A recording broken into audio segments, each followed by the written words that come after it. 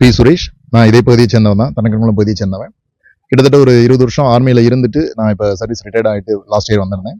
நாங்கள் மிலிட்ரி போகிறதுக்கு முன்னாடி எங்களோட சின்ன வயசுல இந்த குளத்தை பார்க்குறப்ப, இந்த கம்மாயை பார்க்குறப்ப ரொம்ப ஒரு செழிப்பான நீர்நிலை, ஒரு வளமான நீர்நிலையா இங்கே இருந்துட்டு இருந்துச்சு. இதை நம்பி நிறைய விவசாயங்கள் சுற்றுப்புறத்தில் நடந்துகிட்டு இருந்துச்சு. ஆடு மாடுகள் குளிப்பாடுறதா இருக்கட்டும், பசங்க விளையாடுறதா இருக்கட்டும், குளிக்கிறதா இருக்கட்டும், மீன் பிடிக்கிறதா இருக்கட்டும், ஸோ தட் இதை சார்ந்து பல்வேறு நிகழ்வுகள் இப்போ நடந்துட்டு இருந்தது. ஆனால் இப்போ லேட்டஸ்டா இங்கே பார்க்குறப்ப இதோட கண்டிஷன்ஸ் ரொம்ப ஒரு அழிவ போற கண்டிஷன்ஸ்ல நிக்குது. பிளாஸ்டிக் கழிவுகளை கொட்டிருக்காங்க. கோழி கழிவுகள் இங்க சுற்றுவட்டாரத்துல இருந்து இங்க கொட்டிருக்காங்க.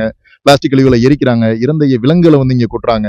இப்படிப்பட்ட கண்டிஷன்ஸ் போயிட்டு இருக்கு. இது ஆல்மோஸ்ட் இப்போ அழியிற தருவாயில இப்ப வந்துருச்சு. இதை எப்படியா தடுக்கணுமேன்னு சொல்லிட்டு கிராம மக்களும் பல்வேறு முன்னெடுப்புகள் எடுத்திருக்காங்க.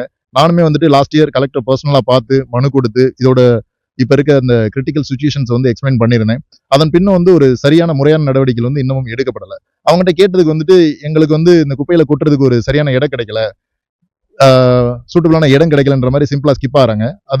அது போக இது வெறும் குப்பை கொட்டுற இடம் மட்டும் கிடையாது. அதாவது இப்ப கம்மாயின்றதை மறந்து இது ஒரு குப்பை கொட்டுற இடமாவே நினைச்சிட்டு இருக்காங்க.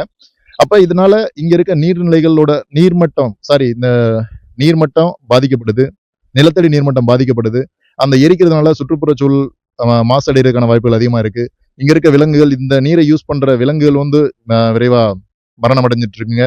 இந்த விவசாயத்தை நம்பி இருந்த இந்த சுற்றுவட்டார மக்கள் விவசாய தொழிலை கைவிட்டுட்டு வேற தொழில்களை பார்த்துட்டு போயிட்டாங்க. ஸோ தட் இதுதான் இப்ப இருக்க கண்டிஷன்ஸ். இந்த கண்டிஷன்ஸை சரி பண்ணி இந்த கண்மாயோட நிலையை மீட்டெடுத்து மறுபடியும் அந்த பழைய காலத்துல நாங்க முன்பு பார்த்த அந்த பசுமையான ஒரு கண்மாயா இதை உருவாக்கணும்னு சொல்லிட்டு இப்ப ஆட்சியில இருக்க நமது தளபதியோட ஆட்சி, தமிழக வெற்றி கழகத்தோட ஆட்சி டயத்துல இதற்கான ஒரு முறையான ஒரு தீர்வு கண்டு வெகு விரைவில் இந்த அழியும் தருவாயில இருக்கிற இந்த கண்மாயை மீட்டெடுத்து மக்களுக்கு ஒரு மிகச்சிறந்த ஒரு நன்கொடையாக, ஒரு வரப்பிரசாதமாக இந்த குளத்தை மாற்றி தருவாங்கன்னு சொல்லிட்டு இப்ப இருக்க அரசு மேல ரொம்ப நம்பிக்கை வச்சு வெகு விரைவில் நடவடிக்கை எடுக்கணும்னு கேட்டுக்கொள்கிறோம். கண்டிப்பா அது நடக்கும், நாங்க நம்புறோம்.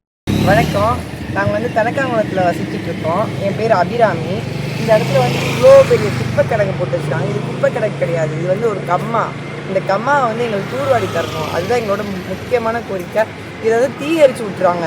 வாரத்தில் 3 நாள் தீ எரிச்சு விட்டுருவாங்க. அந்த 3 நாளில் இது ஃபுல்லாக மெஸ்ட்டு மாதிரி பனிமூட்டை மாதிரி இருக்கு. ஆனால் அது பனிமூட்டை கிடையாது, அவ்வளோ ஒரு வெப்பமான இடத்துல இருக்கும். இந்த இடத்துல போகிற வர வாகனங்கள் அவ்வளோ ஆக்சிடென்ட் ஆகுது, தண்ணி தெரியாமல் அந்த மாதிரி ஆகிடுது. அதனால் இங்கே இருக்க குழந்தைகள் எல்லாருக்குமே நோய் தொற்று நிறையா வருது. மூச்சு குழாயில் நிறையா பிரச்சனைகள் வருது. இதெல்லாம் கொஞ்சம் சரி பண்ணிட்டாங்க. நன்றி, வணக்கம். வணக்கம். என் பேர் உக்கிரபாண்டி. நான் ஒரு சமூக ஆர்வலர். என்னுடைய நோக்கம் என்னன்னு சொன்னால், தமிழ்நாடு முழுவதும் பசுமையாகவும் தூய்மையாகவும் வச்சுக்கணுன்றதான் என்னுடைய நோக்கம். நம்ம ஊர்ல இருந்து ஆரம்பிக்கணும்னு சொல்லி நம்ம ஊர்ல இருக்கிற பகுதிகளெல்லாம் அதை குப்பையெல்லாம் சேகரித்து தெருக்களில் ஃபுல்லாக குப்பை போட்டிருந்தாங்க. அந்த குப்பையை நம்ம ஊராட்சிகளை வச்சு எல்லாத்தையும் அரிச்சு ஒரு இடமா போட்டோம். அது இப்போ கம்மாய் ஆயிடுச்சு. அந்த கம்மாயான இடத்துல இப்போ ஃபுல்லாக நாங்கள் ஒரு சின்ன பகுதி மட்டும் போட்டோம், ஒரு 157 வீடு மட்டும் போட்டோம். இப்போ தனக்காங்குளத்தில் ஒரு 10,000 வீடுகளுக்கு மேலே இருக்கு. ஒரு 30,000 பேருக்கு மேலே வசிக்கிறாங்க. இவங்களுடைய மொத்த குப்பையும் கொண்டு நம்ம தனக்காங்குளத்தில் உள்ள சிறுகுளம்ன்ற கம்மாயில் போட்டாங்க. இந்த கம்மா முன்னாடி எப்படி இருந்துச்சுன்னா, நான் சின்ன பிள்ளையில, எனக்கு வயசு இன்னைக்கு 51, நான் ஒரு 5 வயசு 7 வயசு அந்த மாதிரி இருக்கிற நேரத்தில் எங்களுக்கு இங்கிட்டு தோட்டம் இருந்துச்சு. அப்போ அங்கே தோட்டத்துக்கெல்லாம் போகிறப்ப இந்த தண்ணி அள்ளி குடிச்சிட்டு போவோம். அதே மாதிரி இந்த கம்மாயிலிருந்து ஒரு சில நேரங்களில் குளிச்சுட்டு போயிருக்கோம். இப்படி இருக்கக்கூடிய இந்த கம்மா இன்னைக்கு பார்க்குறப்ப பயங்கர குப்பையாக இருக்கு. இதுல குப்பையா இருக்கிறத காட்டிலும் இதுல வர்ற புகை, அந்த துர்நாற்றம், இதெல்லாம் எங்க பகுதியில குடியிருக்க முடியல. கொசு இந்த குப்பை நிறைய வரதுனாலதான் நிறைய கொசுக்கள் வருது. இப்ப இந்த தனக்காங்குளம் முழுவதும் மட்டும் கிடையாது, பக்கத்து கிராமம், பக்கத்து இண்டஸ்ட்ரி, இந்த மாதிரி இருக்கிற எல்லா குப்பையும் இங்க கொண்டு போட்டுறாங்க. அதுல பாலித்தீன் கவர், அது இது எல்லாத்தையுமே போட்டு இந்த பகுதி பூராமே இப்ப குப்பை காடா இருக்கு.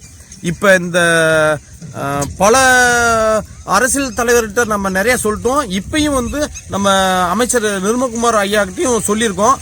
அவரு இந்த இதுக்கு நிரந்தர தீர்வு காணணும் அப்படின்னு சொல்லி நம்ம மாநகராட்சியில வெள்ளக்கல்லுன்ற பகுதி இந்த குப்பையை பராமரிப்பதற்காகவே இருக்கு.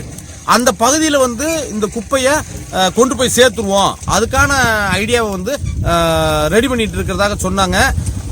கலெக்டர்கிட்டையும் அதுக்கான அந்த குப்பை பராமரிப்பு அதிகாரிகிட்டையும் ஒரு மனு கொடுத்து அதை செஞ்சிருவோம்னு அவர் சொல்லிட்டு போயிருக்காரு.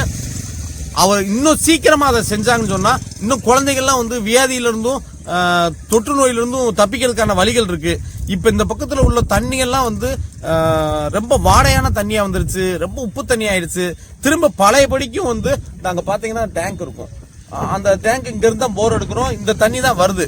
அதனால இந்த கம்மாயை பழையபடிக்கும் வந்து நாங்க சின்ன பிள்ளையில பார்த்த மாதிரிக்கு வந்து தூர்வாரி இந்த பக்கத்தை பசுமையாவும் தூய்மையாவும் வச்சுக்கிட்டா இந்த தமிழ்நாட்டில் ஒரு முதன்மை கிராமமா கொண்டு வரதுக்கு முயற்சிகள் எடுக்கணும். இது அரசு நினைச்சதான் அதை சக்சஸ் பண்ண முடியும். அதனால இந்த செய்தியை கேட்கறவங்க அரசு இதுக்கு முன்கூடி இந்த எச்சரிக்கையா அந்த கம்மாய் தூர்வார்னா மிக்க மகிழ்ச்சியா இருக்கும். இந்த பகுதி மக்கள் எல்லாம் அரசுக்கு மிக்க நன்றி சொல்லிடுவோம். வணக்கம். நல்லது.